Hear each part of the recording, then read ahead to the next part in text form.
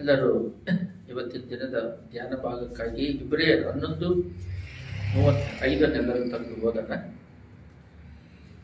ಇಬ್ರಿಯರ್ 11:35.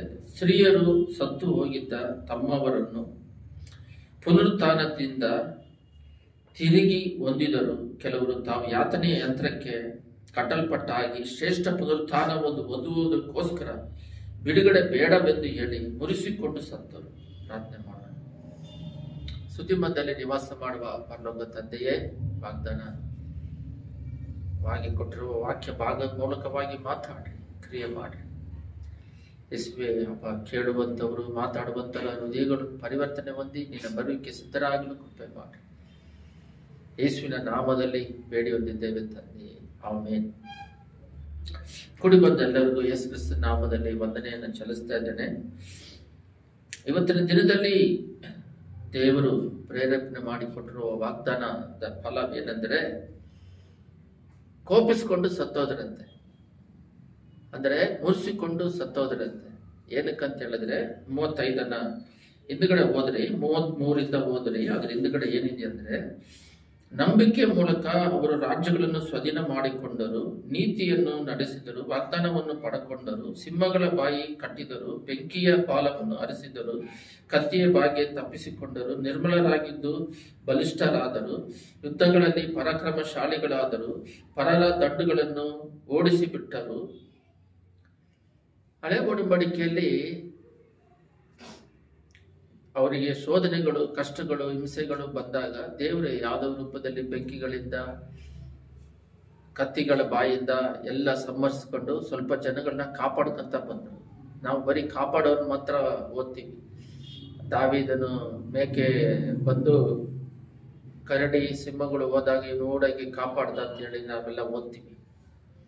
ಮತ್ತೆ ಸಿಂಸೋನ್ ಬಗ್ಗೆ ಓದ್ತೀವಿ, ಗಿದ್ಯೋನು ಏನಿಲ್ದವನಾಗಿ ಗೆದ್ದ ಅಂತ ಓದ್ತೀವಿ. ಅದೇ ಇವತ್ತು ಹಳೆ ಒಡಂಬಡಿಕೆಯಲ್ಲಿ ಈ ರೀತಿ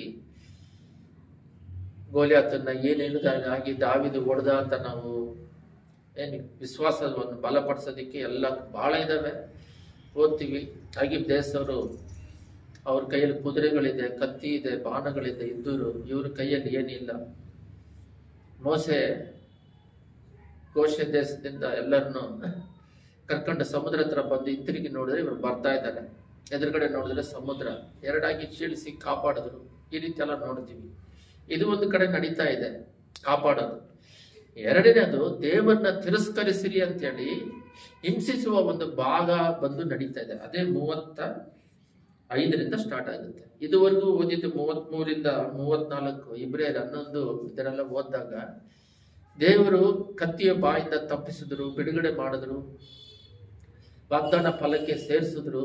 ಇವೆಲ್ಲ ನಾವು ನೋಡ್ತೀವಿ.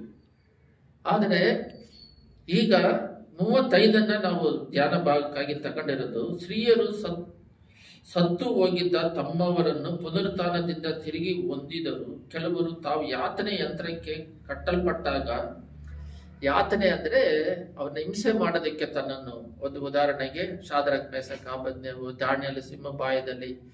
ದಾನಿಯೇಲ್ ಬಂದು ರಾಜನ ಜೊತೆಗೆ ಮೇನ್ ಪ್ರಧಾನವನು, ರಾಜ ಆದ್ಮೇಲೆ ನೆಕ್ಸ್ಟ್ ಅವನ ಈ ತರ ಸಿಂಹದ ಬಾಯಲ್ಲಿದ್ದಾಗ ಒಂದು ರಿಕ್ವೆಸ್ಟ್ ಆದ್ರೆ ಬೈಬಲ್ ಅಲ್ಲಿ ಬರ್ದಿರ್ಬೇಕು, ರಾಜ ಏನಾದ್ರೂ ಮಾಡಿ ನನ್ನ ಬಿಡುಗಡೆ ಮಾಡಂತ. ಅದನ್ನು ಕೇಳದೇ ಇಲ್ಲ ಅವರು. ಅಂದ್ರೆ ಇವಾಗ ಶಾದ್ರಕ್ ಮೇಷಕ್ ಅಬೇದ್ನೆಗೋ ಕೂಡ ಸರಿ ಒಂದು ಚಾನ್ಸ್ ಕೊಡ್ತೀವಿ, ನಿನಗೆ ನಮ್ಮನ್ನ ಇಟ್ಟಿರುವ ವಿಗ್ರಹವನ್ನು ಆರಾಧನೆ ಮಾಡ್ರಿ, ಬಿಟ್ಬಿಡ್ತೀವಿ ಅಂದ್ರೆ ಸತ್ರು ಪರವಾಗಿಲ್ಲ, ನಮ್ಮ ಪ್ರಾಣ ಹೋದ್ರೂ ಪರವಾಗಿಲ್ಲ, ನಾವು ಅದಕ್ಕೆ ಆರಾಧನೆ ಮಾಡಲ್ಲ ಅಂತ ಹೇಳ್ಬಿಟ್ಟು ತನ್ನನ್ನು ಮುರಿಸಿಕೊಂಡು ಸತ್ತರು ಅಂತಿದೆ. ಅಂದ್ರೆ ಒಂದು ಭಾಗ ದೇವ್ರು ಕಾಪಾಡ್ಕೊಂತಾನು ಬರ್ತಾ ಇದ್ದಾರೆ, ಇನ್ನೊಂದು ಭಾಗ ಬಂದ್ಬಿಟ್ಟು ತನಗೆ ರಕ್ತ ಸಾಕ್ಷಿಯಾಗಿ ತನ್ನ ಪ್ರಾಣವನ್ನು ಒಪ್ಪಿಸಿಕೊಡ್ತಾ ಇದ್ದಾರೆ ಸಂತೋಷವಾಗಿ. ಮುರಿಸಿಕೊಂಡ್ರೆ ಅಂದ್ರೆ ಕೋಪಿಸ್ಕೊಂಡು ಸಾಯ್ತಾ ಇದ್ದಾರಂತೆ. ಶಾದ್ರಕ್ ಮೇಷಕ್ ಅಬೇದ್ನೆಗೋ ಇಲ್ಲಿದೆ ನೋಡ್ರಿ. ಕೆಲವರು ತಾವು ಯಾತನೆ ಯಂತ್ರಕ್ಕೆ ಕಟ್ಟಲ್ಪಟ್ಟಾಗ ಶ್ರೇಷ್ಠ ಪುನರುತ್ಥಾನವನ್ನು ಹೊಂದುವುದಕ್ಕೋಸ್ಕರ ಬಿಡುಗಡೆ ಬೇಡವೆಂದು ಹೇಳಿ ಮುರಿಸಿಕೊಂಡು ಸತ್ತರು. ನೀನು ಮಾಡೋ ಬಿಡುಗಡೆ ನಮಗೆ ಬೇಕಾಗಿಲ್ಲ, ನೀನೇ ನಮ್ಮನ್ನ ಬಿಡುಗಡೆ ಮಾಡೋದು. ಉದಾಹರಣೆಗೆ ಯೇಸುಸ್ವಾಮಿ ಬಂದ ಕಾಲದಲ್ಲಿ ಪೌಲನು ಮೊದಲು ಸೌಲಾಗಿದ್ದ, ಅವರು 9ನೇ ಅಧ್ಯಾಯದಲ್ಲಿ ನಾವು ನೋಡ್ತೀವಿ ರಕ್ಷಣೆ ಹೊಂದಿದ್ದು. ಅದ್ರ ಹಿಂದ್ಗಡೆ ಸ್ಥೈಬನನ್ನ ಕೊಲ್ಲೋದಕ್ಕೆ ಆಗ್ಲಿ, ದಮಸ್ಕಕ್ಕೆ ಕತ್ತಿಯಿಂದ ಎಲ್ಲನ್ನ ಸಂಹರಿಸೋದಕ್ಕೆ ಪ್ರಧಾನನಾಗಿ ಸ್ಥೈಬನ ಅವನ ಬಟ್ಟೆಗಳನ್ನ ತಗೊಂಡೋಗಿ ಸೌಲು ಕೆಳಗಡೆ ಹಾಕೋದ್ರಂತ ನಾವು ನೋಡ್ತೀವಿ. ಎಲ್ಲರನ್ನ ಸಂಹರಿಸ್ತಾ ಇದ್ದಾರೆ. ಎಲ್ಲರೂ ಒಂದು 2 ತರ ಇದೆ ಇಲ್ಲಿ. ಒಂದು ದೇವರು ಕಾಪಾಡೋದಿದೆ. ಆದ್ರೆ ಈಗ 20th ಸೆಂಚುರಿ ಈಗ ಬರುವಿಕೆ ಸಮೀಪದಲ್ಲಿ ದೇವರು ಹೇಗಾದ್ರೂ ಮಾಡಿ ಕಾಪಾಡ್ತಾ ಇರಬೇಕು. ಆದರೆ ರಕ್ತ ಸಾಕ್ಷಿಯಾಗಿ ಸಾಯೋದನ್ನ ಇಷ್ಟಪಡ್ತಾ ಇಲ್ಲ. ದೇವರು ಅನುಮತಿಸ್ತಾರೆ, ಅದನ್ನ ಇಷ್ಟಪಡ್ತಾ ಇಲ್ಲ. ಪ್ರಾರಂಭ ದಿನದಲ್ಲಿ ಯೇಸುಸ್ವಾಮಿಯಿಂದ ಹಿಡಿದು ಯೇಸುಸ್ವಾಮಿಯಿಂದನೇ ಪ್ರಾರಂಭವಾಯಿತು. ಯೇಸುಸ್ವಾಮಿನೇ ಒಳ್ಳೇದು ಮಾಡಕ್ ಹೋಗಿ ಸಿಲುಬೆಯಲ್ಲಿ ಪ್ರಾಣ ಕೊಟ್ಟು ತ್ಯಾಗ ಮಾಡಿದ್ರು. ಅವರ ಅಪೊಸ್ತಲರುಗಳೆಲ್ಲ ಇವಾಗ ಜುಲೈ 3 ಥೋಮ ಬಂದು ಚೆನ್ನೈಯಲ್ಲಿ ತನ್ನ ಪ್ರಾಣವನ್ನು ತ್ಯಾಗ ಮಾಡಿದ್ರು. 52ರಲ್ಲಿ ಬಂದು 20 ವರ್ಷ ಸೇವೆ ಮಾಡಿ ಈಟಿಯಿಂದ ಚುಚ್ಚಲ್ಪಟ್ಟು ರಕ್ತಸಾಕ್ಷಿಯಾಗಿ ಸತ್ರು. 52ರಿಂದ 72 20 ವರ್ಷ ಅವರ ಸೇವೆಯ ಒಂದು ಇದು ಮಾಡಿದ್ರು. ಅದನ್ನ 3 ಜುಲೈಯಲ್ಲಿ ಪ್ರತಿ ವರ್ಷನೂ ಆಚರಿಸೋದಿಕ್ಕೆ ಇಂಡಿಯನ್ ಗವರ್ಮೆಂಟ್ ಇಂದ ಅವರು ಪರ್ಮಿಷನ್ ತಗೊಂಡು ಆಚರಿಸೋದಿಕ್ಕೆ ಆ ದಿನವಾಗಿ ಮಾರ್ಪಡಿಸಿದ್ದಾರೆ. ಏನಂದ್ರೆ ಅದು ಅಪೊಸ್ತಲರ ಕಾಲಿಟ್ಟ ಭೂಮಿ ಇದು. ಅಂದ್ರೆ 2000 ವರ್ಷಗಳ ಹಿಂದೆ. ಸರಿ, ಅವರೆಲ್ಲ ರಕ್ತ ಸಾಕ್ಷಿಯಾಗಿ ಸತ್ರು. ಅವರು ನಮ್ಮನ್ನ ಕಾಪಾಡ್ರಿ ಅಂತ ಹೇಳಿ ಬೇಡೋದಿಕ್ಕಿನ್ನ ದೇವ್ರ ಚಿತ್ತಕ್ಕೆ ಒಪ್ಪಿಸಿಕೊಡ್ತಾ ಇದ್ರು. ನನ್ನ ಚಿತ್ತ ಏನು? ಯೇಸುಸ್ವಾಮಿ ಕೂಡ ಅಷ್ಟೇ. ಗೆಸಮನದಲ್ಲಿ ನಿನ್ನ ಚಿತ್ತ ಒಪ್ಪಿಸಿಕೊಟ್ರು. ದೇವ್ರ ಚಿತ್ತ ಏನು? ಅವ್ರ ಸಿಲುಬೆಯಲ್ಲಿ ಮರಣ ಹೊಂದೋದಕ್ಕೆ ಅವ್ರು ಒಪ್ಪಿಸಿಕೊಟ್ರು. ಆ ರೀತಿಯಾಗಿ ಒಂದು ಪಾರ್ಟ್ ಕಾಪಾಡೋ ಪಾರ್ಟ್ ಒಂದಿದೆ. ಒಂದು ಯೇಸುಸ್ವಾಮಿನೇ ರಕ್ತ ಸಾಕ್ಷಿಯಾಗಿ ಮರಣ ಹೊಂದೋದಕ್ಕೆ ತನ್ನನ್ನು ಒಪ್ಪಿಸಿಕೊಡುವ ಒಂದು ಪಾರ್ಟ್ ಇದೆ. ಆ ಪಾರ್ಟ್ ಅಲ್ಲಿ ಅವರ ವಿಶ್ವಾಸವನ್ನು ನೋಡಿ ಅವರಿಗೆ ಯೇಸುಸ್ವಾಮಿ ನಂಬಿದ್ದೆ ಇವಾಗ್ಲಾದ್ರೂ ಈ ಲೋಕದ ಆಡಂಬರಗಳಿಗಾಗಿ ಅಯ್ಯೋ ಸತ್ತೋದ್ರೆ ಇದನ್ನೆಲ್ಲ ಅನುಭವಿಸಕ್ ಆಗೋದಿಲ್ಲ. ಏನು ಸೆಲ್ ಫೋನು, ವಾಟ್ಸಪ್, ಯೂಟ್ಯೂಬ್ಗಳು, ಈ ಕಂಪ್ಯೂಟರ್ಗಳು, ಈ ಆಡಂಬರವಾದ ಊಟಗಳು, ಈ ಬಟ್ಟೆಗಳು, ಇದನ್ನು ಬಿಟ್ಟು ಹೆಂಗ್ ಹೋಗೋದು ಅಂತೇಳಿ ಆ ಕಾಲದಲ್ಲಿ ದೇವ್ರನ್ನ ನಂಬ್ಕೊಂಡಿದ್ದೆ ಸಾಯಕಂತಾನೆ ನಂಬ್ಕೊಂಡಿದ್ರಂತೆ. 1ನೇ ಶತಮಾನದಿಂದ 4ನೇ ಶತಮಾನವರೆಗೂ ಅಪೊಸ್ತಲರಿಗೆ ಉಪದ್ರವ ಜಾಸ್ತಿ. ಒಂದು ಕಡೆ ರೋಮರ್ಗಳು ಏನ್ ಮಾಡ್ತಿದ್ರು? ಯೂದರುಗಳನ್ನ, ಜ್ಯೂಸ್ನ ಮೆಚ್ಚಿಸೋದಿಕ್ಕೆ ಕ್ರೈಸ್ತನ್ನ ಕೊಳ್ತಾ ಇದ್ರು. ಯಾಕೋಬ ಯೇಸುಸ್ವಾಮಿ ಶಿಷ್ಯನ ಕೊಳ್ತಾರೆ. ಅದೇ ರೀತಿ ಒಬ್ಬೊಬ್ಬರನ್ನಾಗಿ ಕೊಳ್ತಾ ಇರ್ತಾರೆ. ಅದಾದ ಮೇಲೆ ಕಾನ್ಸ್ಟಂಟಿನೋಪಲ್ ಕ್ಯಾಥಲಿಕ್ನವ್ರು ಬಂದ್ರು ರೋಮ ಪಟ್ಟಣ ಆಳ್ವಿಕೆಗೆ. ಅವರು ಕ್ರೈಸ್ತರನ್ನೆಲ್ಲ ಕೊಳ್ತಾ ಇರ್ತಾರೆ.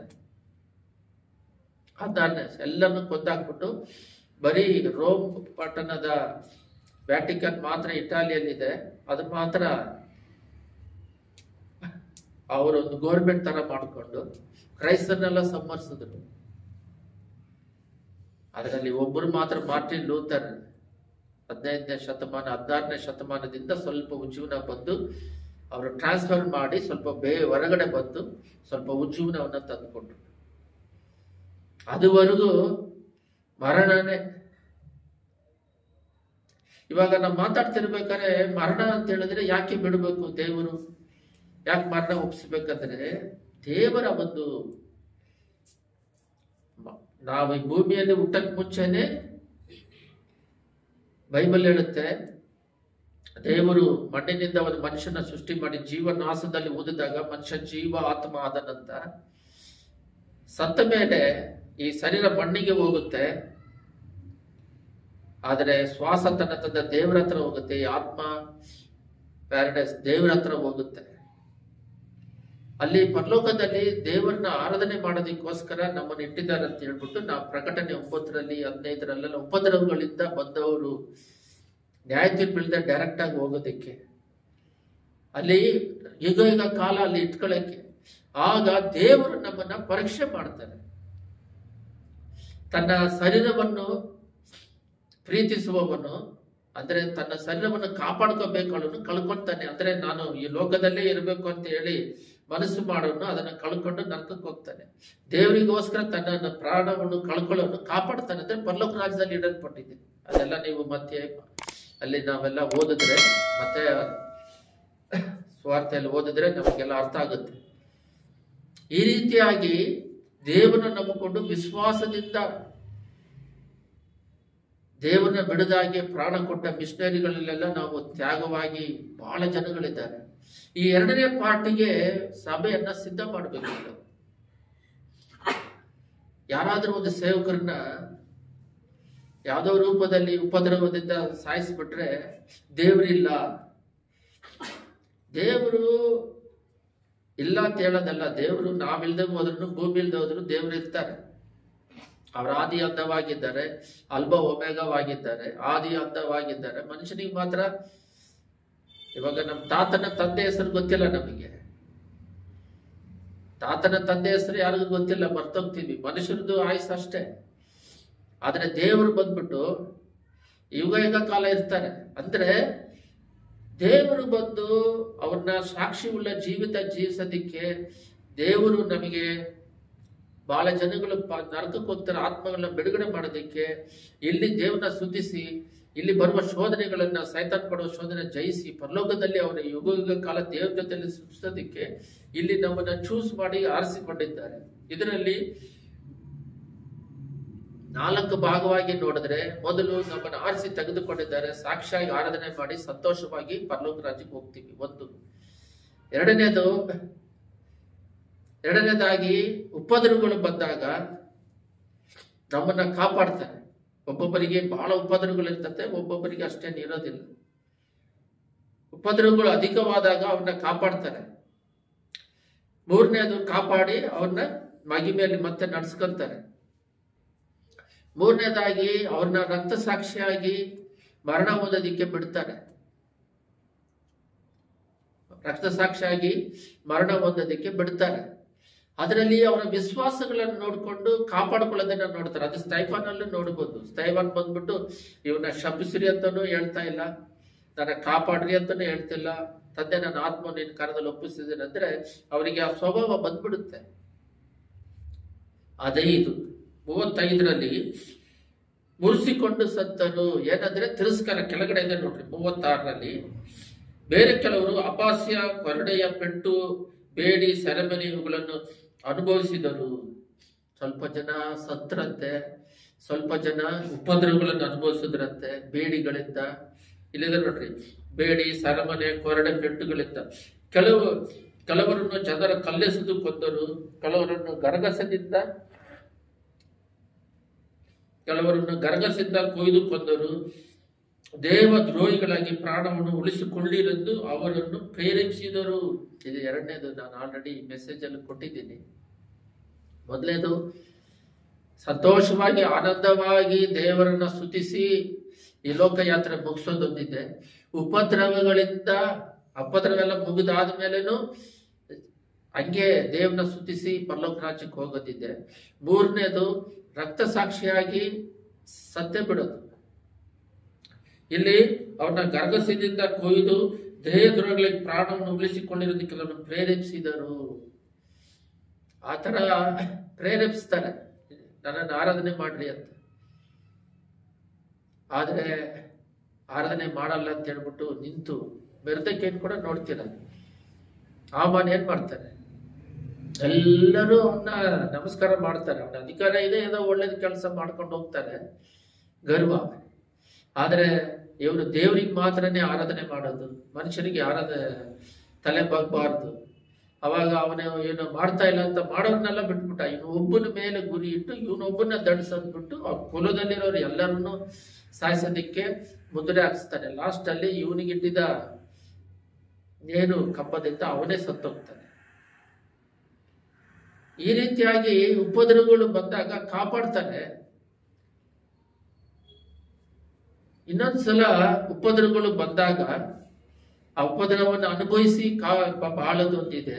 ದೇವರಿಗಾಗಿ ಮತ್ತೆ ಸಾಕ್ಷಿಯಾಗಿ ಇನ್ನೊಂದು ಉಪದ್ರವದಲ್ಲಿ ಮುರಿಸಿಕೊಂಡು ಸತ್ತರಂದ್ರೆ ತನ್ನ ಪ್ರಾಣ ಹೋದ್ರೂ ಪರವಾಗಿಲ್ಲ, ಪರಲೋಕದಲ್ಲಿ ನಾವು ಪಡ್ಕೊಂತೀವಿ ಅಂತ ಹೇಳಿ ತನ್ನ ಜೀವವನ್ನು ತ್ಯಾಗ ಮಾಡಿದವರಿದ್ದಾರೆ. ಆ ರೀತಿ ದೇವರ ಮೇಲೆ ಪ್ರೀತಿ ನಂಬಿಕೆಯಿಂದ ಯೇಸು ಸ್ವಾಮಿ ಕೂಡ ಅದೇ ರೀತಿಯಲ್ಲಿ ಭೂಲೋಕಕ್ಕೆ ಬಂದು ತನ್ನ ಮೇಲಿಟ್ಟಿರುವ ಪ್ರೀತಿಯಿಂದ ತನ್ನ ಜೀವವನ್ನು ತ್ಯಾಗ ಮಾಡಿ ನಮ್ಮ ಪಾಪಗಳನ್ನು ತೊಳೆದು,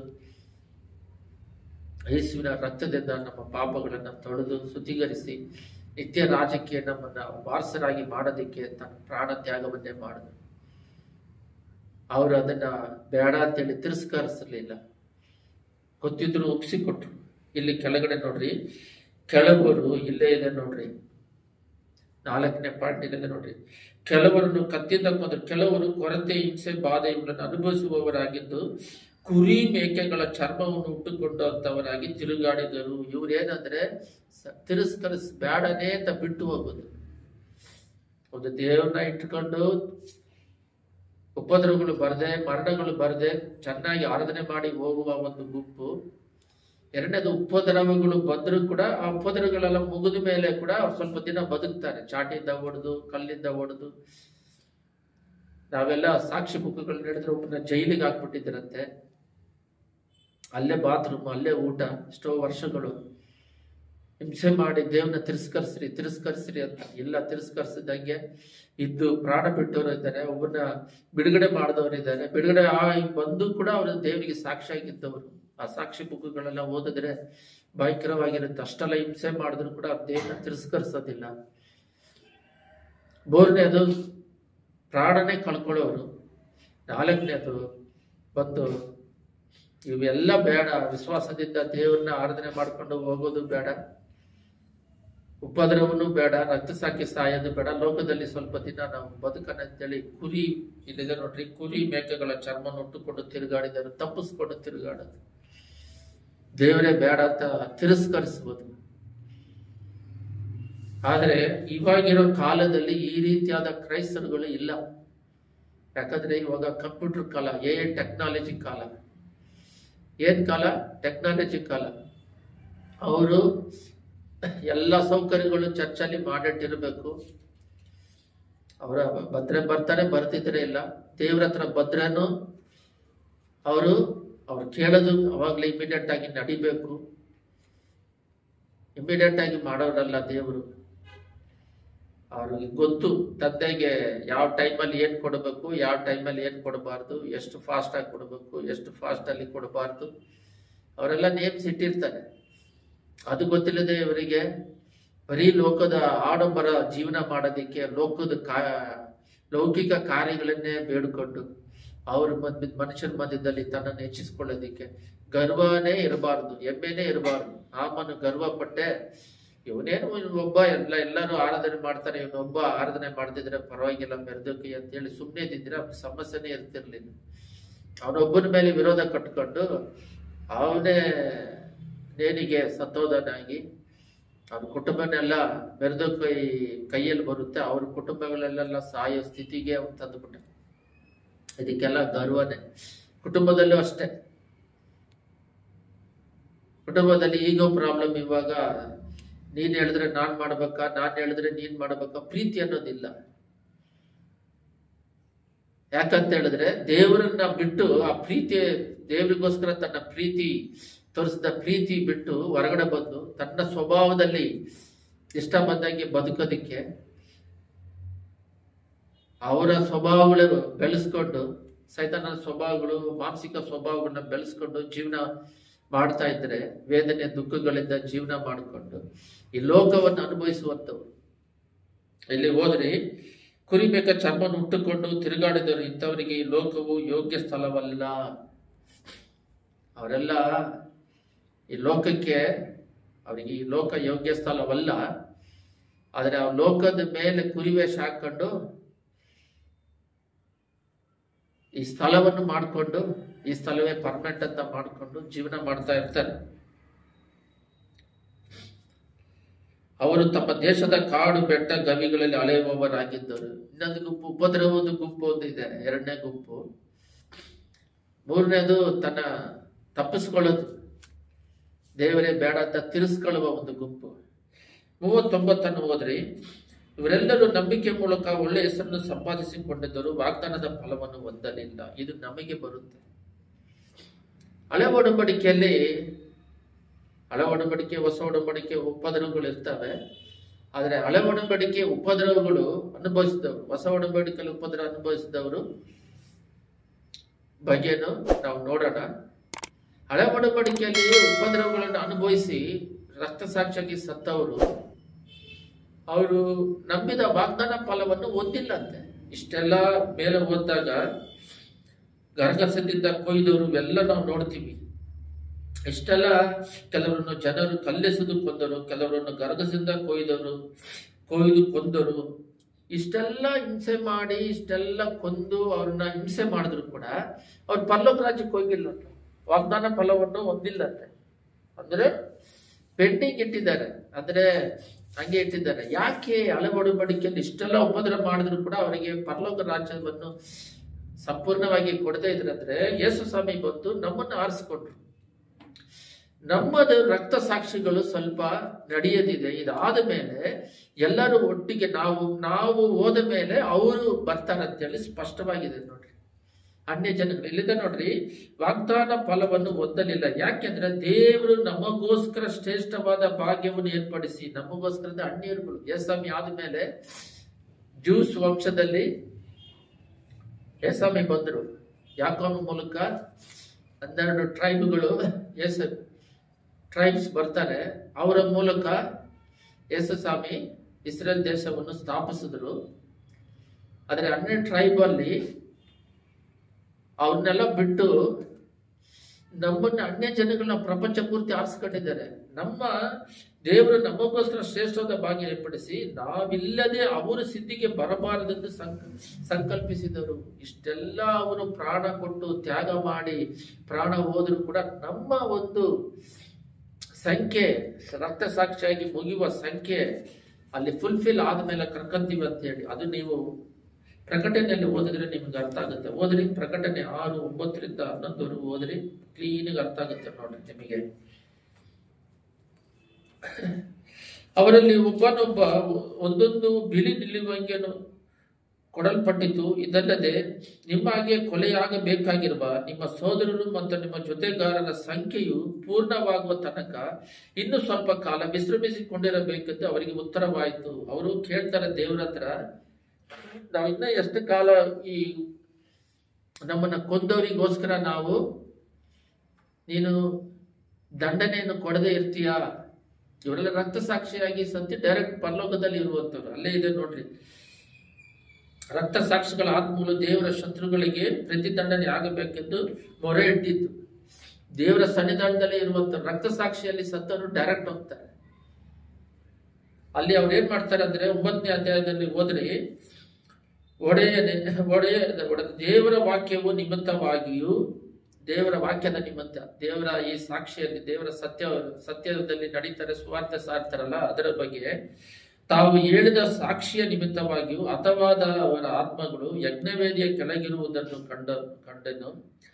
ಅವರು ಯೋವನು ಹೋಗಿ ಅವನನ್ನು ನೋಡ್ತಾರೆ. ಒಡೆಯನೇ, ಪರಿಶುದ್ಧನು ಸತ್ಯವಂತನು ಆಗಿರುವಾತನೇ, ಭೂ ನಿವಾಸಿಗಳು ನಮ್ಮನ್ನು ಕೊಂದದಕ್ಕಾಗಿ, ಭೂ ನಿವಾಸಿಗಳು ನಮ್ಮನ್ನೆಲ್ಲ ರಕ್ತ ಸಾಕ್ಷಿ ಗರಗಸದಿಂದ ಕೊಯ್ದು ಕಲ್ಲು ಹೊಡೆದೆಲ್ಲ ಸಾಯಿಸ್ತಾರಲ್ಲ, ಬೆಂಕಿಯಲ್ಲಾಗಿ ಇರ್ಮಾರಿ ಹಿಂಸೆ ಮಾಡಿ ನಮ್ಮನ್ನೆಲ್ಲ ಸಾಯಿಸಿದ್ರಲ್ಲ, ನಾವು ವಿಶ್ವಾಸವನ್ನು ದಲ್ಲಿ ಇದ್ದುವಲ್ಲ, ನೀನು ಎಷ್ಟರ ಕಾಲದವರೆಗೆ ನ್ಯಾಯ ವಿಚಾರಣೆಯು ಪ್ರತಿದಂಡೆಯು ಮಾಡದೇ ಇರುವಿ ಎಂದು ಮಹಾಶಬ್ದದಿಂದ ಕೂಗಿದರು.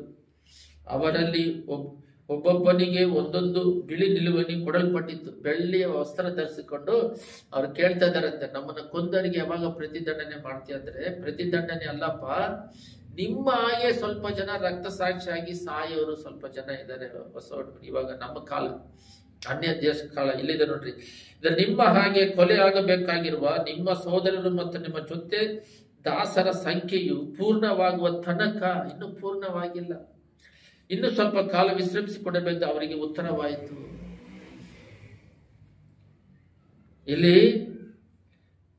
ಇದರಲ್ಲಿ ಬಹಳ ಮುಖ್ಯವಾದದ್ದು, ನಾನು ಹೃದಯವನ್ನು ಮುಟ್ಟಿದ್ದು ಏನು ವಾಕ್ಯ ಅಂತ ಹೇಳಿದ್ರೆ, ಇವತ್ತು ನಾವು ವಾಕ್ಯ ಭಾಗಕ್ಕಾಗಿ ಧ್ಯಾನಿಸೋದಕ್ಕೆ 40ನೇ ಇಬ್ರಿಯರು 11:40 ನಾವು ಧ್ಯಾನಿಸಿ ಪ್ರಾರ್ಥನೆ ಮಾಡೋಣ. ಹಳೆ ಒಡಂಬಡಿಕೆಯಲ್ಲಿ ಎಷ್ಟೋ ಜನ ರಕ್ತ ಸಾಕ್ಷಿಯಾಗಿ ಸತ್ತಿದ್ದಾರೆ. ಅವರೆಲ್ಲ ಸತ್ತಿ ಇವಾಗ ಕೇಳ್ತಾ ಇದ್ದಾರೆ, ನಮ್ಮನ್ನ ಹಿಂಸೆ ಮಾಡಿ ಸಾಯಿಸಿದವರಿಗೆಲ್ಲ ಯಾವಾಗ ನೀನು ಮೊಯ್ ತೀರಿಸ್ತೀಯ ಅಂತ. ಆದರೆ ದೇವ್ರು ಹೇಳ್ತಾ ಇದ್ದಾರೆ, ಈ ಯೇಸು ಸ್ವಾಮಿ ಬಂದ ಆದ ಮೇಲೆ ಅವರು ಹಳೆಬರು, ಅವರು ಫಸ್ಟ್. ಆದರೆ ಹೊಸ ಒಡಂಬಡಿಕೆ ಪ್ರಕಾರ ನಾವು ಫಸ್ಟ್, ಅವರು ನಮ್ಮಿಂದೆ. ನೋಡ್ರಿ ಎಷ್ಟು ದೇವರ ಪ್ರೀತಿ ಇದೆ, ಎಷ್ಟು ಕನಿಕರ ಇಟ್ಟಿದ್ದಾರೆ. ಅವರು ಮೇಲ್ಪಾತಾಳ ಕೆಳಗ್ ಪಾತಾಳದಲ್ಲಿದ್ದವರು ಅವ್ರನ್ನ ಕರ್ಕೊಂಡೋಗಿ ಪ್ಯಾರಡೈಸ್ ಅಲ್ಲಿ ಇಟ್ಟಿದ್ದಾರೆ.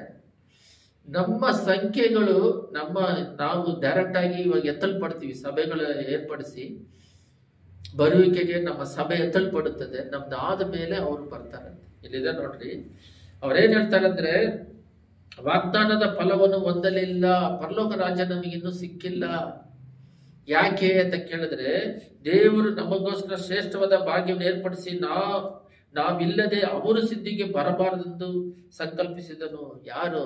ಈ ಕ್ರೈಸ್ತರಾಗಿ ಯೇಸು ಸ್ವಾಮಿಯನ್ನು ವಿಂಬಡಿಸ್ತಿರುವವರು ನಾವಿಲ್ಲದೆ ಅವರು ಬರಬಾರ್ದಂತೇಳಿ, ನಾವು ಹೋದ ಮೇಲೆ ಅವರು ಬರ್ಬೇಕಂತೇಳಿ ದೇವರು ಪರಲೋಕದಲ್ಲಿ ಒಂದು ನೇಮ ಇಟ್ಟಿದ್ದಾರಂತೆ. ಅವರು ಸಿದ್ಧಿಗೆ ಬರಬಾರದು ಸಂಕಲ್ಪಿಸಿದನು. ನಾವು ಹೋದ ಮೇಲೆ ಅವರು ನಮ್ಮ ಜೊತೆ ಹಿಂದುಗಡೆ ಬರ್ತಾ ಇದ್ದಾರಂತೆ. ಅದಕ್ಕೋಸ್ಕರ ಈ ದಿನದಲ್ಲಿ ದೇವರ ಭಾಗ್ಯಕ್ಕಾಗಿ 40ನೇ ಅಧ್ಯಾಯ ಓದಿದ ತಕ್ಷಣ ದೇವರ ಪ್ರೇರೇಪಣೆ ಆಗಿ ಇದನ್ನ ಭಾನುವಾರ ದಿನ ಧ್ಯಾನ ಮಾಡೋದಿಕ್ಕೆ, ಎಲ್ಲ ಸಭೆಗಳಿಗೆ ಹೇಳೋದಿಕ್ಕೆ, ಈ ಹೊಸ ಒಡಂಬಡಿಕೆಯಲ್ಲಿ ಇರುವಂತವರು ಎಷ್ಟು ಧನ್ಯರು. ಪಾಪದಿಂದ ಕ್ಷಮಾಪಣೆ ಕೊಟ್ಟು ಹಳೆ ಪಾಪನ್ನೆಲ್ಲ ಒಂದು 4 ಪಾಯಿಂಟ್ ಹೇಳ್ತೀನಿ, ಅದನ್ನ ತಿಳ್ಕೊಂಡು ನಾವು ಪ್ರಾರ್ಥನೆ ಮಾಡೋಣ. ಮೊದಲನೇದಾಗಿ, ಹಳೆ ಪಾಪಗಳು ಏನೇ ಮಾಡಿದ್ರು ಕೂಡ ಆ ದೇವರು ರಕ್ತದಿಂದ ತೊಳೆದು ಶುದ್ಧೀಕರಿಸ್ತಾರೆ. ಬಟ್ ಅದನ್ನ ನೆನೆಸಬಾರದು, ಅದನ್ನ ಜ್ಞಾಪಕಕ್ಕೆ ಕೊಡೋನು ಸೈತಾನನು. ಅದನ್ನ ಯಾವಾಗಲೂ ಯಾವುದೇ ಕ್ಷಣದಲ್ಲೂ ಕೂಡ ಸೈತಾನನ್ನು ಜ್ಞಾಪಿಸಿದ್ರು ಅವನ ಸೈತಾನನ್ನ ಓಡಿಸ್ರಿ. ದೇವರು ರಕ್ತದಿಂದ ತೊಳೆದು ಬಿಟ್ರು. ಪ್ರಕಟಣೆಯಲ್ಲಿದೆ, ಒಂದು ಸಲ ಯೇಸು ಸ್ವಾಮಿಯ ರಕ್ತದಿಂದ ಅದನ್ನ ತೊಳೆದು ಬಿಟ್ಟ ಮೇಲೆ ಅವ್ರ ಜ್ಞಾಪಕಕ್ಕೆ ಬರೋದಿಲ್ಲ ಅಂತಿದೆ. ಮತ್ತೆ ಅವ್ರ ಜ್ಞಾಪಕ, ದೇವರೇ ಜ್ಞಾಪಕ ಮಾಡದಿದ್ರೆ ಮತ್ತೆ ನಮಗೆ ಜ್ಞಾಪಕ ಬರುತ್ತಂದ್ರೆ ಅದು ಸೈತಾನ್ ಕೊಡುವ ಶೋಧನೆ. ಅದರಿಂದ ನೀವು ಯಾವಾಗಲೂ ದೇವರು ಹಳೆ ಪಾಪಗಳನ್ನ ಜ್ಞಾಪಕ ಮಾಡ್ಕೊಳ್ಬೇಡ್ರಿ. ಸೈತಾನ್ ಜ್ಞಾಪಿಸೋದಿಕ್ ಬಂದ್ರೂ ಅವನ್ನ ಓಡಿಸ್ಬಿಟ್ಟು, ಇಲ್ಲ ನಾನು ದೇವರು ಪರಿಶುದ್ಧವಾಗಿ ಮಾಡಿದ್ದಾರೆ ಅಂತೇಳಿ ಇನ್ನು ಮೇಲೆ ಪಾಪ ಮಾಡದೇ ಇರೋದಕ್ಕೆ ಪ್ರಯತ್ನ ಪಟ್ಕೊಂಡು ಒಂದು ಸಮಯ ಡೈಲಿ ಪಾಪಗಳು ಏನಾದ್ರೂ ಯೋಚನೆಗಳು ಬಂದ್ರೆ ಅದರಿಂದ ಬಿಡುಗಡೆ ಹೊಂದಿ ದೇವರ ಐಕ್ಯತೆಯಲ್ಲೇ ಯಾವಾಗಲೂ ಇರುವಂತೆ, ಸಮಾಧಾನವನ್ನು ಕಾದುಕೊಂಡು ಅಭಿಷೇಕದಲ್ಲಿ ಇರುವಂತೆ, ಮಹಿಮೆ ಮೇಲೆ ಮಹಿಮೆ, ಪ್ರಸನ್ನತೆ ಮೇಲೆ ಪ್ರಸನ್ನತೆ, ಪರಿಶುದ್ಧ ಮೇಲೆ ಪರಿಶುದ್ಧ, ಕೃಪೆ ಮೇಲೆ ಕೃಪೆಯಲ್ಲಿ ಬೆಳೆಯೋದಿಕ್ಕೆ ನಮ್ಮನ್ನ ಒಪ್ಪಿಸಿಕೊಡ್ಬೇಕು. ಮೊದಲನೇದಾಗಿ, ದೇವರು ಪಾಪವನ್ನು ಕ್ಷಮಿಸೋದನ್ನ ನಾವು ನೆನೆಸ್ತಾ ಇರಬಾರ್ದು. ಒಂದು ಉದಾಹರಣೆಯಾಗಿ, ಒಂದು ಸ್ಕೂಲಲ್ಲಿ ಒಂದು ಟೀಚರ್ ಬಂದಾಗ ಒಂದು ಹುಡುಗ ಬಂದ್ರೆ ಅವನಲ್ಲಿ ಸ್ಮೆಲ್ ಬರ್ತಾ ಇದೆ. ಏನಂತ ನೋಡಿದ್ರೆ ಅವನಿಗೆ ಸಾಕ್ಸ್ ಬಂದು ಭಯಂಕರವಾಗಿ ಸ್ಮೆಲ್ ಬರ್ತಾ ಇದೆ, ತೊಳೆದಿಲ್ಲ ಅಂತೇಳಿ. ಅದೇ ಪಾಪ ಅಂತ ಇಟ್ಕೊಳ್ಳೋಣ. ಟೀಚರ್ ಏನ್ ಮಾಡಿದ್ರು, ಕಾಲು ಹೋಗ್ಬಿಟ್ಟು ಶೂಸ್ ಎಲ್ಲ ಬಿಚ್ಚಿ ಕಾಲೆಲ್ಲ ತೆಗೆದು ನೀರ್ ಹಾಕಿ ತೊಳ್ಕೊಂಡ್ ಬಂದ ಮೇಲೆ ಹೊಸ ಸಾಕ್ಸ್ ಕೊಡ್ತಾರೆ, ಹಾಕು ಅಂತೇಳಿ. ಆಮೇಲೆ ಇನ್ನೇನು ಬಿಡು ಸ್ಮೆಲ್ ಹೋಯ್ತು ಅಂತೇಳಿ ಪಾಪ ಎಲ್ಲ ದೇವ್ರು ತೊಳೆದಾಕಿದ್ರು. ಆ ಟೀಚರ್ ಉದಾಹರಣೆಗೆ ಸ್ವಾಮಿ ತೊಳೆದಾಕಿದ್ರು. ಮತ್ತೆ ಅವನ ಹತ್ರ ಬಂದ್ರೆ ಮತ್ತೆ ಸ್ಮೆಲ್ ಬರ್ತಾ ಇದೆ. ಇವಾಗ ತಾನೇ ನೀರು ಹಾಕಿ ತೊಳ್ಕೊಂಡ್ ಬಂದ ಹೊಸ ಸಾಕ್ಸ್ ಹಾಕಿ ಮತ್ತೆ ಸ್ಮೆಲ್ ಇದ್ರೆ ಆ ಸಾಕ್ಸ್ ಮತ್ತೆ ಪ್ಯಾಕೆಟ್ ಅಲ್ಲಿ ಇಟ್ಕೊಂಡಿದ್ದಾನೆ. ಮತ್ತೆ ಆ ಪಾಪವನ್ನು ನಾವು ನೆನೆಸಬಾರದು, ಮರ್ತು ಬಿಡ್ಬೇಕು. ದೇವರೇ ಕ್ಷಮಿಸಿದ ಮೇಲೆ ನಾವು ಜ್ಞಾಪಿಸ್ಕೋಬಾರದು. ಎರಡನೇದಾಗಿ, ದೇವರು ನಾವು ಪ್ರಾರಂಭದಲ್ಲಿ ಯೇಸು ಸ್ವಾಮಿ ನಂಬಿದ್ದು ಇದುವರೆಗೂ ನಮ್ಮನ್ನ ಹೇಗೆ ರೀತಿ ನಡೆಸಿದ್ರು ಅದನ್ನ ನೆನೆಸಿ ಸುತ್ತಿಸ್ಬೇಕು. ಪಾಪವನ್ನು ನೆನಪು ಮಾಡಿಕೊಳ್ಳಬಾರದು. ಆದರೆ ನಾವು ರಕ್ಷಣೆ ಒಂದು ದಿನದಿಂದ ಇದುವರೆಗೂ ದೇವ್ರು ಮಾಡಿದ ಉಪಕಾರ ಹೆಂಗೆಲ್ಲ ನಮ್ಮನ್ನ ನಡ್ಸ್ಕೊಂಡ್ ಬಂದ್ರು, ಹೆಂಗೆಲ್ಲ ಕಾಪಾಡಿದ್ರು, ಅದನ್ನ ಸ್ತುತಿ ಮಾಡಬೇಕು. ಪಾಪವನ್ನು ನೆನೆಸಬಾರದು, ದೇವ್ರು ಮಾಡಿರೋ ಉಪಕಾರವನ್ನು ನೆನೆಸಿ ಸ್ತುತಿಸ್ಬೇಕು. ಮೂರನೇದಾಗಿ, ನಾವು ಯಾರಿಗಾದ್ರೂ ಒಳ್ಳೇದು ಮಾಡಿದ್ರೆ ಮರ್ತು ಬಿಡಬೇಕು. ಸಂಪೂರ್ಣವಾಗಿ ಬಲಗೈ ಮಾಡಿದ ಎಡಗೈ. ಬೇರೆಯವ್ರು ಯಾರಾದ್ರೂ ನಮಗೆ ಒಳ್ಳೇದು ಮಾಡಿದ್ರೆ ಅವನ್ನ ನೆನೆಸಿ ಪ್ರಾರ್ಥನೆ ಮಾಡಬೇಕು. ಪಾಪವನ್ನು ಜ್ಞಾಪಕದಲ್ಲಿ ಇಟ್ಕೋಬಾರ್ದು. ನಾವು ಯಾರಿಗಾದ್ರೂ ಸಹಾಯ ಮಾಡಿದ್ರೆ ಅದನ್ನ ಮರ್ತು ಬಿಡಬೇಕು. ದೇವ್ರು ಮಾಡಿರೋ ಉಪಕಾರವನ್ನು ನೆನೆಸಿ ದೇವರಿಗೆ ಸ್ತೋತ್ರ ಹೇಳಬೇಕು. ನಮಗೆ ಯಾರಾದ್ರೂ ಉಪಕಾರ ಮಾಡಿದ್ರೆ ಅವರಿಗೋಸ್ಕರ ಪ್ರಾರ್ಥನೆ ಮಾಡಿ ಸ್ತುತಿಸ್ತಾ ಇರಬೇಕು. ಹೊಸ ಒಡಂಬಡಿಕೆಯಲ್ಲಿ ಯೇಸು ಸ್ವಾಮಿ ಹಳೆ ಒಡಂಬಡಿಕೆಯನ್ನ ಧ್ಯಾನಿಸ್ತೀವಿ. ಮೊದಲನೇ ಅವ್ರನ್ನ ನಮ್ಮ ಹಿಂದೆ ಮಾಡಿಬಿಟ್ಟು ನಮ್ಮನ್ನ ಮುಂದೆ ಆಗಿಟ್ಟಿದ್ದಾರೆ. ಇನ್ನೊಂದ್ಸಲ ಓದ್ತೀನಿ, ಪ್ರಾರ್ಥನೆ ಮಾಡೋಣ. ಇವರೆಲ್ಲರೂ ನಂಬಿಕೆ ಮೂಲಕ ಒಳ್ಳೆಯ ಹೆಸರನ್ನು ಸಂಪಾದಿಸಿಕೊಂಡರು. ನಂಬಿಕೆಯಿಂದ ಉಪದ್ರವಗಳಲ್ಲಿ, ಆಪತ್ತುಗಳಲ್ಲಿ ಒಳ್ಳೆಯ ಹೆಸರು ಸಂಪಾದಿಸಿಕೊಂಡರು. ವಾಗ್ದಾನದ ಫಲವನ್ನು ಹೊಂದಲಿಲ್ಲ. ಒಳ್ಳೆಯ ಹೆಸರನ್ನು ಸಂಪಾದಿಸಿಕೊಂಡ್ರೆ ಎಲ್ಲ ಮಾಡಿದ್ರು, ಆದರೆ ಪರಲೋಕ ರಾಜ್ಯವನ್ನು ಹೊಂದಲಿಲ್ಲ. ಯಾಕೆ ಹೊಂದಿಲ್ಲ ಅಂದ್ರೆ, ಯೇಸು ಸ್ವಾಮಿ ಆದ ಮೇಲೆ ಅನ್ಯರುಗಳಾಗಿರೋ ನಮ್ಮನ್ನು ಆರಿಸಿಕೊಂಡು ದೇವರು ನಮಗೋಸ್ಕರ ಶ್ರೇಷ್ಠವಾದ ಭಾಗ್ಯವನ್ನು ಏರ್ಪಡಿಸಿ ನಾವಿಲ್ಲದೆ ಅವರು ಸಿದ್ಧಿಗೆ ಬರಬಾರದೆಂದು ಸಂಪರ್ಕ. ನಾವು ಹೋದ ಮೇಲೆ, ನಾವು ಇಲ್ಲದೆ ಅವರು ಬರಬಾರದು. ನಾವು ನಮ್ಮ ಜೊತೆಯಲ್ಲಿ, ನಾವು ಹೋದ ಮೇಲೆ ಅವ್ರು ನಮ್ಮ ಜೊತೆಯಲ್ಲಿ ಬರಬೇಕು. ನಾವಿಲ್ಲದೆ ಅವರಿಗೆ ಹೋಗಕ್ಕಾಗುತ್ತೆ? ಯೇಸು ಸ್ವಾಮಿ ರಕ್ತದಿಂದ ಸಂಪಾದಿಸ್ತಾರೆ, ನಾವು ಹೋದ ಮೇಲೆ ಅವ್ರು ಬರ್ಬೇಕು. ಎಷ್ಟು ಪ್ರೀತಿ, ಎಷ್ಟು ಕನಿಕರ, ಎಷ್ಟು ನಮ್ಮ ಮೇಲೆ ಅವರು ಇಟ್ಟಿರುವ ಒಂದು ಆತ್ಮ ಭಾರ ನೋಡ್ರಿ. ತನ್ನ ಜೀವವನ್ನೇ ತ್ಯಾಗ ಮಾಡಿದ್ದಾರೆ. ಪ್ರಾರ್ಥನೆ ಮಾಡೋಣ. ಸ್ತುತಿಪಥದಲ್ಲಿ ನಿವಾಸ ಮಾಡುವ ಪರಲೋಕ ತಂದೆಯೇ, ಅಪ್ಪ, ನಾವು ವಾಕ್ಯ ಭಾಗವನ್ನು ಧ್ಯಾನಿಸಿದೀವಿ. ಗರಗಸದಿಂದ ಎಷ್ಟೋ ಜನಗಳು ಉಪದ್ರದಿಂದ ಸತ್ತೋದ್ರು. ಮೊದಲನೇದಾಗಿ ತಂದೆ, ದೇವ್ರನ್ನ ಸ್ತುತಿಸಿ ಒಳ್ಳೆ ವಿಶ್ವಾಸದಿಂದ ಲೋಕಯಾತ್ರೆ ಮುಗಿಸಿದವರು ಇದ್ದಾರೆ. ಎರಡನೇದಾಗಿ ಉಪದ್ರವಗಳು ಬಂದರೂ ಕೂಡ ಅದರಿಂದ ಕಾಪಾಡಲ್ಪಟ್ಟು ಅದರಲ್ಲಿ ದೇವರಿಗೆ ವಿಶ್ವಾಸವನ್ನು ಕಾಪಾಡಿಕೊಂಡು ಮರಣ ಹೊಂದಿದವರಿದ್ದಾರೆ. ಮೂರನೇದಾಗಿ ರಕ್ತಸಾಕ್ಷಿಯಾಗಿ ದೇವರಿಗೆ ಮುರಿಸಿಕೊಂಡು ತಾನು ದೇವರಿಗಾಗಿ ಸಾಯ್ತೀನಿ ಅಂತೇಳಿ ರೋಮರುಗಳು ಸಿಂಹಗಳನ್ನು ಹಸಿವಾಗಿಟ್ಟು ದೇವ್ರು ನಂಬಿರುವವರು ಮಕ್ಕಳನ್ನೆಲ್ಲ, ಕ್ರೈಸ್ತರನ್ನೆಲ್ಲ ಆ ಸಿಂಹಗೆ ಕೊಡ್ತಾ ಇದ್ದಾಗ ಆ ಸಿಂಹಗಳು ಚೀರಿ ಸಾಯಿಸ್ತಾ ಇತ್ತು. ಆ ರೀತಿಯೆಲ್ಲ ಸಂತೋಷವಾದ ಮುಖದಲ್ಲಿ ದುಃಖವಿಲ್ಲ, ಸಂತೋಷವಾಗಿ ಸಾಯ್ತಾ ಇದ್ರು. ರಾಜ ಕೇಳಿದಾಗ ಇದೇನು ಅವ್ರ ಮುಖದಲ್ಲಿ ಭಯವಿಲ್ಲ ಅಂದ್ರೆ, ಅವ್ರು ಸತ್ತ ಮೇಲೆ ದೇವ್ರ ಜೊತೆಲಿ ಇರ್ತಾರೆ ಅಂತೇಳಿ. ಆ ರೀತಿಯಾಗಿ ತಂದೆ, ಅಪ್ಪ, ಎಷ್ಟೋ ಪ್ರಾಣ ಹೋಗ್ತಿದೆ ಅಂತ ಹೇಳಿದ್ರು. ತಿರಸ್ಕರಿಸಿದಾಗಿ ಪ್ರಾಣ ತ್ಯಾಗ ಮಾಡಿದವರು ಸ್ವಲ್ಪ ಜನ ತಿರಸ್ಕರಿಸಿಕೊಂಡು ತನ್ನ ಜೀವನವನ್ನು ಕಾಪಾಡಿಕೊಂಡು ಅಲ್ಲಿ ಇಲ್ಲಿ ದೇವರು ಬೇಡ ಅಂತೇಳಿ ತಿರಸ್ಕರಿಸಿದವರು 4ನೇ ಪಾರ್ಟಲ್ಲಿ ಅವರು ಈ ಲೋಕದಲ್ಲಿ ತನ್ನ ಆತ್ಮವನ್ನು ಕಾಪಾಡಿಕೊಳ್ಳುವರು. ಸತ್ತ ಮೇಲೆ ಅದು ಪಾತಾಳಕ್ಕೆ ಹೋಗುತ್ತದೆ. ದೇವರ ನಿಮಿತ್ತವಾಗಿ ಪ್ರಾಣ ಕಳ್ಕೊಂಡವರು ಪರಲೋಕದಲ್ಲಿ ಹೊಂದುತ್ತಾರೆ ಅಂತ ಹೇಳಿದ ಪ್ರಕಾರವಾಗಿ ಯೇಸುವೆ, ನಮ್ಮ ಈ 3 ಭಾಗದಲ್ಲಿ ದೇವರೇ ನಮಗೆ ಒಬ್ಬೊಬ್ಬರಿಗೆ ಒಂದೊಂದು ಪಾರ್ಟ್ ಇಟ್ಟಿದ್ದೀರಾ. ಕರುವಿಕೆ ಇದೆ. ಒಬ್ಬರು ದೇವರನ್ನ ವೈರಾಗ್ಯದಿಂದ ಜೀವಿಸಿ ಲೋಕಯಾತ್ರೆ ಮುಗಿಸೋದು, ಉಪದ್ರವದಲ್ಲಿ ಕೂಡ ದೇವರನ್ನ ಬಿಡದಾಗಿ ಪ್ರೀತಿ ತೋರಿಸಿ ಪರಲೋಕ ರಾಜ್ಯಕ್ಕೆ ಹೋಗೋದು, ರಕ್ತಸಾಕ್ಷಿಯಾಗಿ ಮರಣ ಹೊಂದಬೇಕಾದ್ರೆ ಕೂಡ ಸತ್ತಿ ಪರಲೋಕ ರಾಜ್ಯಕ್ಕೆ ಹೋಗೋದು. ಎಸಯ್ಯ, ಇಷ್ಟು ಹಳೆ ಒಡಂಬಡಿಕೆಯಲ್ಲಿ ಯಾರಾದರೂ ತ್ಯಾಗ ಮಾಡಿ ಹೋಗಿದ್ರು ಕೂಡ ಯೇಸು ಸ್ವಾಮಿ ತಂದೆ ಆದ ಮೇಲೆ ರಕ್ತದ ತೊಳೆಯಲ್ಪಟ್ಟು ನಾವು ವಾಗ್ದಾನ ಫಲವನ್ನು ಹೊಂದದೆ ಅವರು ಹೋಗಗಿಲ್ಲದಾಗಿ ಸ್ಟಾಪ್ ಮಾಡಿಟ್ಟಿ ನಾವು ಹೋದ ಮೇಲೆ ಅವ್ರನ್ನ ಕರ್ಕೊಳ್ಳೋದಕ್ಕಾಗಿ ನೀವು ಇಟ್ಟಿರುವ ಒಂದು ವಿಶೇಷವಾದ ಶ್ರೇಷ್ಠವಾದ ಒಂದು ಪ್ರೀತಿಗಾಗಿ ನೀನಿಟ್ಟಿರುವ ಬಹುಮಾನಕ್ಕಾಗಿ ಸ್ತೋತ್ರ. ಮುಂದೆ ಇದ್ದವರನ್ನ ತಂದೆ ಹಿಂದೆ ಮಾಡಿ ನಮ್ಮನ್ನ ಮುಂದೆ ಆಗಿ ಕರ್ಕೊಂಡು ಬಂದದಕ್ಕಾಗಿ ಸ್ತೋತ್ರ. ಎಸಯ್ಯ, ಎಷ್ಟರ ಮಟ್ಟಿಗೆ ಅವರನ್ನ ದಂಡಿಸದೆ ಇರ್ತೀರಂದ್ರೆ ಸ್ವಲ್ಪ ಜನ ರಕ್ತ ಸಾಕ್ಷಿಗಳ ಒಂದು ಗುಂಪು ನೆರವೇರಬೇಕಂತ ಇಟ್ಟಿದ್ದಕ್ಕಾಗಿ ಎಲ್ಲಿ ನೋಡಿದ್ರು ರಕ್ತ ಸಾಕ್ಷಿಗಳು ಮರಣ ಹೊಂದುತ್ತಿದ್ದಾರೆ. ಎಲ್ಲಿ ನೋಡಿದ್ರು ಉಪದ್ರವಗಳು ಎದ್ದಿದ್ದಾವೆ. ಎಸಯ್ಯ, ಯೇಸುವಿನ ನಿಮಿತ್ತವಾಗಿ ಏನು ತಪ್ಪು ಮಾಡದೆ ಉಪದ್ರವಗಳನ್ನು ಅನುಭವಿಸ್ತಾ ಇದ್ದಾರೆ, ಮರಣವನ್ನು ಹೊಂದುತ್ತಾ ಇದ್ದಾರೆ. ಈ ಸೈತಾನನು ತಂದೆ ಬಲವಾಗಿ ದೇವರ ನಂಬಿರೋರನ್ನ ಅವನ ಕಡೆಗೆ ತಿರುಗಿಸಿಕೊಂಡು ನರಕಕ್ಕೆ ಕರ್ಕೊಂಡು ಹೋಗ್ತಾ ಇದ್ದಾನೆ. ಯಾಮಾರಿಸಿ ದೇವರನ್ನ ತಿರಸ್ಕರಿಸೋದಕ್ಕೆ ತನ್ನನ್ನ ವಿಶ್ವಾಸಿಗಳನ್ನ ಬಲವಾದ ವಿಶ್ವಾಸ ನಂಬಿಕೆಯಾಗಿ ನಿಂತಿರೋರನ್ನ ಅವನ ಕಡೆಗೆ ಸೆಳಿತಾ ಇದ್ದಾನೆ. ಆದರೆ ಯಾರ್ಯಾರೆಲ್ಲ ಉಪದ್ರವದಲ್ಲಿ ಸೇವಕರುಗಳು, ವಿಶ್ವಾಸಿಗಳು, ಹಿಂಸೆಗಳು, ಸಭೆಗಳಿಗೆ ಇಂಡಿಯಾ ದೇಶದಲ್ಲಿ ಹಿಂಸೆಗಳು, ಬಾಧೆಗಳು ಬರ್ತಾ ಇದ್ವು, ನರಕ್ಕೆ ಮರುಗಲ್ಲಿ ಕಾಪಾಡಿ ನಡೆಸಿರಿ, ನಿನ್ನ ಕೃಪೆಯಲ್ಲಿ ನಡೆಸಿರಿ, ರಕ್ತದಲ್ಲಿ ತೊಳೆದು ಶುದ್ಧೀಕರಿಸಿರಿ, ಆಶೀರ್ವದಿಸಿರಿ, ಮಹಿಮೆ ಹೊಂದಿರಿ. ಯೇಸುವೇ, ನಿಮ್ಮ ಚಿತ್ತಕ್ಕೆ ನಮ್ಮ ಜೀವಿತವನ್ನು ಒಪ್ಪಿಸಿಕೊಡುತ್ತಿದ್ದೇವೆ. ನೀನು ಯಾವ ರೀತಿಯಲ್ಲಿ ಅಪ್ಪ ನಮ್ಮ ಜೀವನ ಫ್ಯೂಚರ್ ಅನ್ನು ಇಟ್ಟಿದ್ದೀರೋ ಅದರ ಪ್ರಕಾರ ನಡೆಯೋದಿಕ್ಕೆ ಯಾವುದೇ ಕಾರಣಕ್ಕೂ ನಿನ್ನನ್ನು ತಿರಸ್ಕರಿಸಿದ ಹಾಗೆ ವಿಶ್ವಾಸದಲ್ಲಿ ಬಲವಾಗಿ ನಿಂತು ಯೇಸುವೇ ದೇವರಂತ ಸಾಕ್ಷಿ ಉಳ್ಳವರಾಗಿ ನಂಬಿಕೆಯಲ್ಲಿ ನಿಂತು ಫಲ ಕೊಡುವಂತೆ ಕೃಪೆ ಮಾಡಬೇಕಾಗಿ ಯೇಸುವಿನ ನಾಮದಲ್ಲಿ ಬೇಡುತ್ತಿದ್ದೇವೆ ತಂದೆಯೇ. ಆಮೆನ್.